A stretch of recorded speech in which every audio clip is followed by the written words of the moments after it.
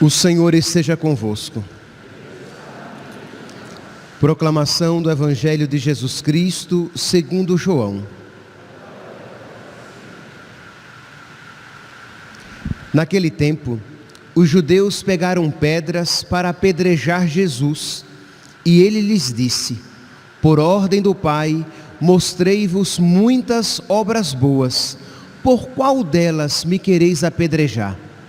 Os judeus responderam: não queremos te apedrejar por causa das obras boas, mas por causa de blasfêmia, porque sendo apenas um homem, tu te fazes Deus. Jesus disse: acaso não está escrito na vossa lei? Eu disse: vós sois deuses? Ora, ninguém pode anular a Escritura. Se a lei chama deuses as pessoas às quais se dirigiu a palavra de Deus, por que então me acusais de blasfêmia, quando eu digo que sou filho de Deus? Eu, a quem o Pai consagrou e enviou ao mundo. Se não faço as obras do meu Pai, não acrediteis em mim, mas se eu as faço, mesmo que não queirais acreditar em mim, acreditai nas minhas obras, para que saibais e reconheçais que o Pai está em mim e eu no Pai. Outra vez, procuravam prender Jesus, mas ele escapou das mãos deles. Jesus passou para o outro lado do Jordão e foi para o lugar onde antes João tinha batizado, e permaneceu ali. Muitos foram ter com ele e diziam: João não realizou nenhum sinal, mas tudo o que ele disse a respeito deste homem é verdade. E muitos ali acreditaram nele. Palavra da salvação. Vamos lá. O Evangelho de hoje, meus santos, nos apresenta Jesus diante da sua morte. Isto é, Jesus sabe que a morte se aproxima, que os judeus estão tentando a sua morte, estão tentando matá-lo. Mas por que os judeus querem matar Jesus? Nós estamos aqui desde o versículo 31, a partir do versículo 31. Se nós voltássemos um pouquinho para o versículo 30, estamos em João, capítulo 10, versículo 31. Se nós voltássemos para o versículo 30, nós veríamos que Jesus acaba de dizer: eu e o Pai somos um. E diante dessa afirmação, isto é, os judeus dizem: nós não podemos aceitar que este homem se faça Deus. Dizem aqui, agora versículo 31. Os judeus pegaram em pedras para apedrejar Jesus. Por quê? Porque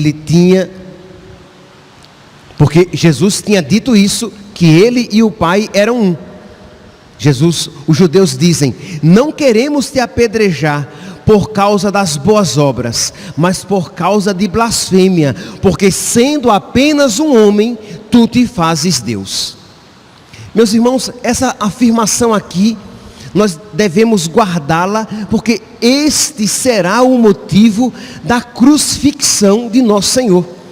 Jesus Cristo será crucificado porque para os judeus ele é um homem que quer ser Deus, quando na verdade é o contrário. Jesus é Deus que se faz homem. Ele não é um homem que está se fazendo passar por Deus, mas ele é Deus, verdadeiro Deus, que se faz verdadeiramente homem. E esta dificuldade dos judeus é a dificuldade do mundo todo. Nós temos que ter consciência de que esta dificuldade aqui, os judeus, eles não conseguem aceitar que Jesus seja Deus.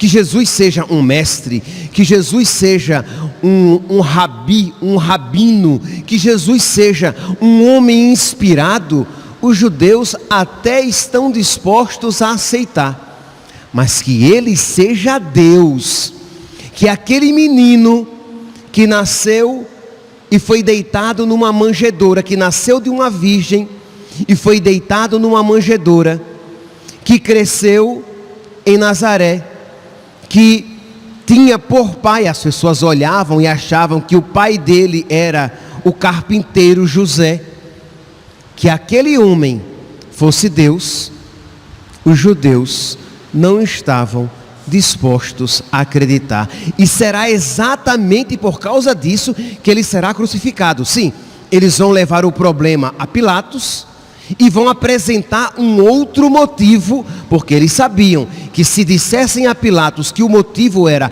religioso, Pilatos não iria aceitar crucificá-lo. Então eles dizem o quê? Ele se coloca como contra César. Então, com uma outra justificativa, com um outro motivo, eles então conseguem crucificar Jesus. Mas qual era o motivo verdadeiro, primeiro e principal? Tu te fazes Deus, e isso nós não podemos aceitar. Meus irmãos, esta é a mesma dificuldade do homem atual, das sociedades, dos países, das nações. As nações estão dispostas a reconhecer Jesus como um homem inspirado, um espírito evoluído, um grande mestre espiritual, mas as nações não estão dispostas a reconhecer em Jesus Cristo o Filho de Deus. É por isso que muitos não compreendem a postura dos cristãos, a postura dos católicos. Porque é que para nós a palavra de nosso Senhor é lei, mesmo que isso nos leve a ter perseguições, contrariedades, até mesmo a morte, porque a palavra de Jesus é a palavra de Deus. Porque é que para nós, cristãos católicos, a Santa Missa é algo tão sagrado, sacratíssimo, porque é o mesmo e único sacrifício de Deus feito homem. O problema é que nós às vezes estamos até muito acostumados com essa terminologia, que não aprendemos a olhar com um novo olhar, a lançar um novo olhar naquela nossa mesma e única fé. Isto é, a Santa Missa é algo tão sagrado, é o que existe de mais sagrado sobre a terra. Por quê? Porque é o sacrifício que Deus, que assumiu a nossa humanidade, realiza sobre o altar. Aquele sacrifício realizado no altar do Calvário, ele se eterniza, é o mesmo e único sacrifício realizado nos altares das igrejas. E é por isso então que para nós é algo tão sagrado, é sacratíssimo. É por isso que quando nós pensamos na impossibilidade de receber a Eucaristia, o nosso coração teme e treme. Por quê? Porque como podemos nós ser privados do corpo de Cristo, corpo, sangue, alma e divindade? Se fosse apenas um mestre espiritual que tivesse dito: isto é o meu corpo, este é o cálice do meu sangue, nós saberíamos que aquilo era apenas uma metáfora religiosa. Mas não, foi o próprio Deus feito homem que disse isso. E se Ele é a verdade, e é a verdade, Ele não mente, Ele não engana, nem se engana. Então é verdadeiramente o corpo, sangue, alma e divindade de nosso Senhor que nós recebemos e adoramos. E é por isso que, quando nós pensamos que alguém pode querer fechar as nossas igrejas e impedir de o povo de Deus receber a Eucaristia, isso nos causa esse espanto, porque como nos privar de Deus? Como nos privar da Eucaristia? Ora, nós ficaríamos escandalizados se alguém dissesse: você, a partir de hoje, não poderá comer. Você terá que ver a comida pela televisão. Você terá que ver a comida pelo computador. Nós ficaríamos desesperados, porque nós iríamos dizer: mas isso não vai me alimentar. Ver a comida pela televisão, ver a comida pelo computador, pelo tablet, pelo smartphone, isso não vai me alimentar. Eu preciso me alimentar, eu preciso ter acesso à comida. Pois bem, se isso já seria verdade, se a respeito do alimento da terra nos fosse afirmado, é muito mais verdade quando a respeito do alimento do céu.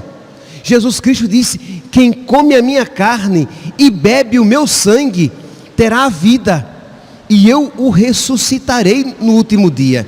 Então, meus santos, é Deus quem está falando isso.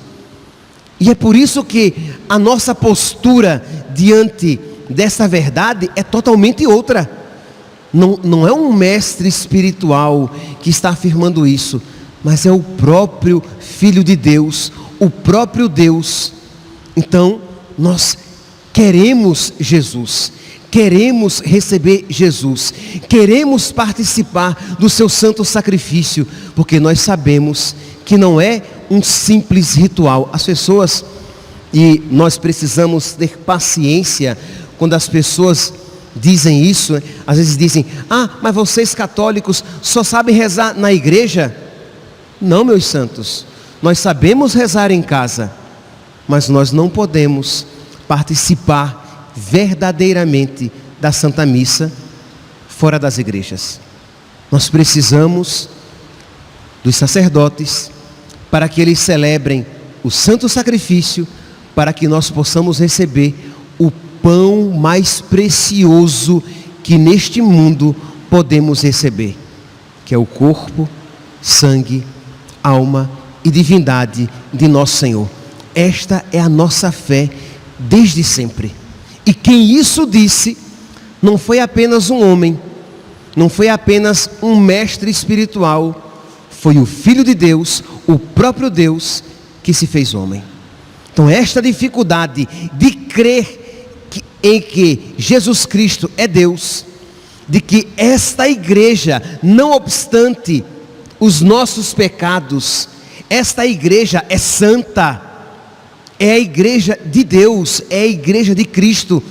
Isto, aqueles que não creem, se recusam, colocam obstáculos, porque como não têm fé, isso não podem aceitar.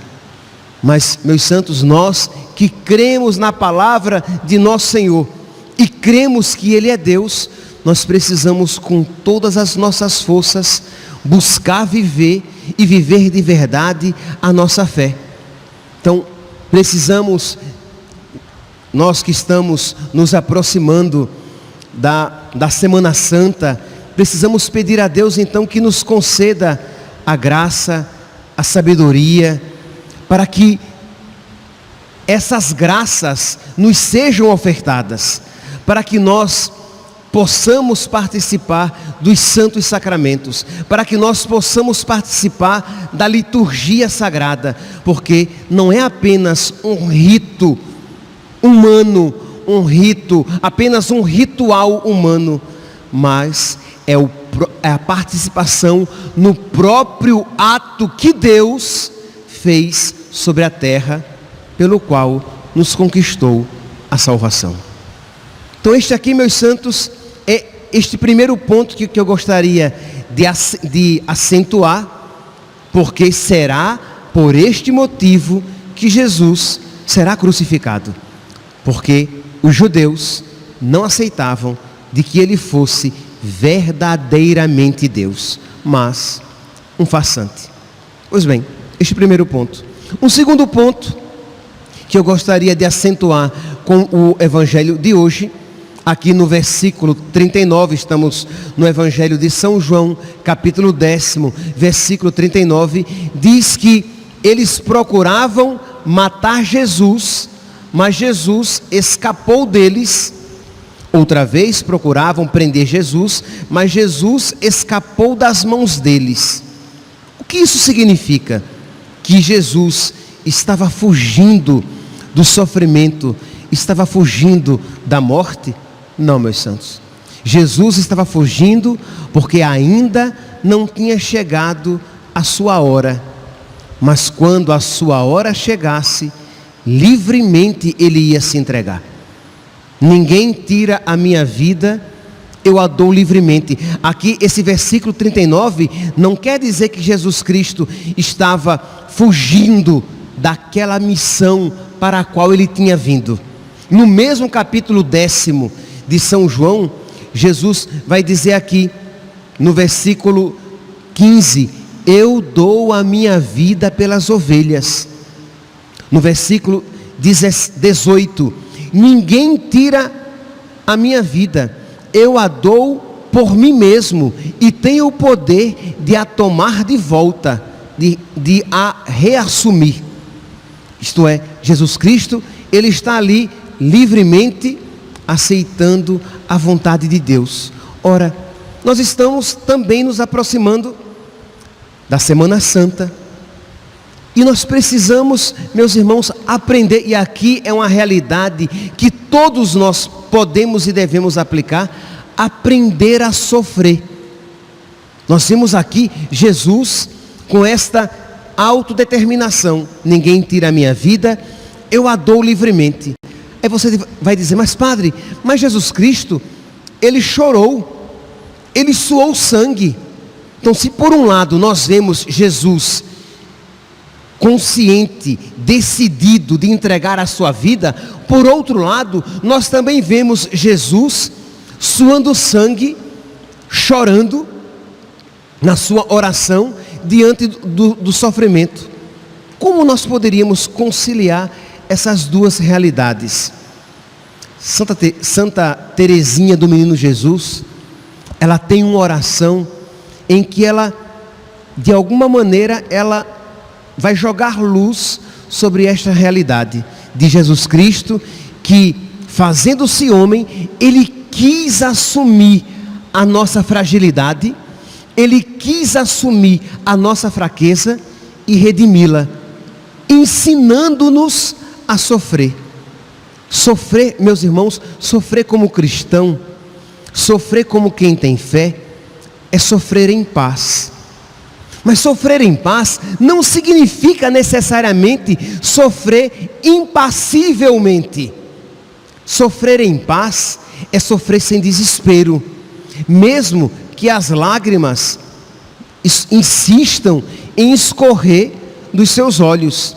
Sofrer em paz é sofrer sabendo que tudo está nas mãos de Deus e que tudo, de alguma maneira, concorre para o bem daqueles que amam a Deus, de modo que, mesmo que sofrendo e chorando, o meu coração está em paz, porque tudo está nas mãos de Deus. Sofrer em paz, e aqui cada um pode colocar uma doença, a experiência de uma morte, uma realidade muito querida e nunca alcançada. Isso pode ser um grande sofrimento na vida de uma pessoa, algo que ela muito desejou, ou que ela muito deseja, mas que percebe que aquilo não é a vontade de Deus para a sua vida. E aqui eu não estou me referindo a pecado, porque é claro que desejar o pecado, renunciar a um pecado desejado, já seria meritório, mas aqui eu estou me referindo quando você renuncia a algo lícito e que você vê que não é da vontade de Deus para a sua vida.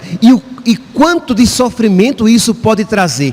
Mas ao mesmo tempo, a pessoa pode oferecer e dizer: Senhor, eu não quero isso. Por mais que os meus afetos queiram a saúde, se eu percebo que é vontade do Senhor que eu passe pela doença, eu quero a doença. Por mais que os meus sentimentos não queiram a cruz, mas se eu vejo que essa cruz é querida por ti, eu quero a cruz, eu vou até beijá-la. Por mais, Senhor, que este acontecimento me traga tanta dor e me faça chorar, mas como eu sei que ele foi permitido por ti, eu quero dizer: seja feita, Senhor, a vossa vontade.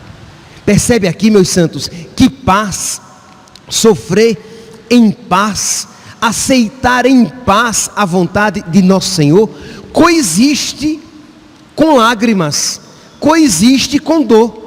Jesus Cristo estava, por um lado, em paz: ninguém tira a minha vida, eu a dou livremente. Mas ao mesmo tempo, ele chorou e suou sangue. Então ele não foge do sofrimento, muito pelo contrário, ele vai ao encontro, porque vê na cruz a vontade do Pai. Aqui ele foge dos judeus, porque não tinha chegado ainda a sua hora. Mas quando chegar a sua hora, ele vai olhar para Jerusalém com um olhar firme, e para ela vai se dirigir, sabendo que ali consiste, que em aquilo fazer consiste a vontade do Pai. Nós precisamos, meus santos, nós precisamos pedir a Deus esta fé, que vai nos trazer uma serenidade. Percebe que não é uma serenidade humana, não é uma insensibilidade, não é uma impassibilidade, perdi a palavra, impassível, deixa quieto, depois vai virar meme. Não é que você vai se tornar impassível, não, você vai até sofrer, você vai chorar, mas lá no fundo do seu coração você vai dizer: faça-se. Então eu gostaria de trazer aqui esta oração de Santa Teresinha, que ela diz exatamente isso: ó Jesus, apresentais-me o cálice tão amargo que a minha natureza se retrai espavorida, isto é, cheia de pavor, aterrorizada. Ela diz: o Senhor me apresenta um cálice para eu beber, um sofrimento, uma tribulação, uma cruz, e eu me apavoro. Continua: mas não quero retirar dele os lábios, pois foi preparado pelas vossas próprias mãos. Eu quero beber, Senhor, então este cálice, e eu quero beber até a última gota, porque foi o Senhor que o preparou para mim. Ensinais-me o segredo de sofrer em paz. Quem diz paz não diz alegria, ou pelo menos não alegria sentida. Para sofrer em paz, basta só querer tudo o que quereis. É o que tu queres? É o que eu quero, Senhor. O meu coração se agita, a minha natureza humana, frágil, marcada pelo pecado, chega mesmo a chorar, a sentir um quê de angústia, mas dentro de mim eu digo: eu quero, Senhor, eu quero o que tu queres, eu quero como tu queres, e eu quero quando quiseres. Percebam aqui, meus santos, que eu não estou falando de uma poesia religiosa. Se nós não rezarmos, nós nunca experimentaremos esta paz de Deus no nosso coração. E como os tempos têm se tornado cada vez mais difíceis, se nós não aprendermos a ter esta paz, nós iremos cada vez mais cair no desespero. perdendo esta graça que Deus quer conceder a cada um de nós. Continua Santa Teresinha: quão consolador é pensar que também vós, ó Deus forte, conhecestes nossas fraquezas, tremestes à vista do cálice, aquele cálice que havíeis desejado ardentemente beber. Antes, Jesus disse: eu vou beber este cálice e desejo ardentemente sorvê-lo, beber deste cálice. No momento em que ele se apresenta, Jesus Cristo, na sua humanidade, treme. Então essas duas realidades que coexistem, que nós às vezes pensamos que ou temos fé e não sofremos, ou temos fé e nunca nos aperreamos, ou se nos aperreamos, não temos fé. Não, você tem fé, a paz de Deus está no seu coração, mas a sua fragilidade humana se agita. Você tem fé, claro, essa fé precisa crescer, essa paz precisa ser fincada cada vez mais no seu coração, mas mesmo com a paz de Deus, pode ser que você experimente essa agitação dos seus afetos, dos seus sentimentos. E o que fazer? De você dizer ali, iluminado pela fé: Senhor, faça-se, eu quero que a tua vontade seja feita na minha vida. Eu quero o que tu queres, Senhor. Ó Jesus, como custa dar-vos o que pedis? É uma santa falando. Isto é, não é porque custa dar a Deus aquilo que você percebe que Deus está pedindo, que você beba daquele cálice, que você carregue aquela cruz, que você passe por aquele sofrimento. Não é porque custa que você não tem fé. Você tem fé e você experimenta que custa dar a Deus. Mas mesmo custando, você dá. Mesmo custando, você suporta. Mesmo custando, você carrega a sua cruz. Nós precisamos aprender a viver a nossa fé, a imitar os atos de Cristo na nossa vida, porque senão nós iremos apenas assistir a vida de Cristo como quem assiste a um espetáculo, mas não o coloca na sua própria vida. Ó Jesus, como custa dar-vos o que pedis? No entanto, grande felicidade que custe muito, porque quanto mais custa, mais amor. Que alegria inefável carregar nossas cruzes na fraqueza. Ora, se eu sou muito forte e carrego uma cruz pequenininha, não existe grande amor, não existe grande sacrifício. Mas se eu sou fraco, mirradinho e carrego uma cruz pesada, ali existe um grande sofrimento, consequentemente um grande sacrifício, um grande amor. Então ela diz: ó Senhor, que grande felicidade que custe tanto para eu te dar o que tu me pedes, para eu carregar essa cruz que tu me dás, para que eu beba este cálice que tu me apresentas. Como é bom que me custe muito. Ou nós somos iluminados pelo Espírito Santo, ou nós não iremos compreender esta palavra. Como é bom que me custe muito. Quanto maior for meu sofrimento, tanto maior será a glória. Ó Jesus, não quero perder a ocasião que me apresentais. É mina de ouro a explorar. É mina de ouro a explorar.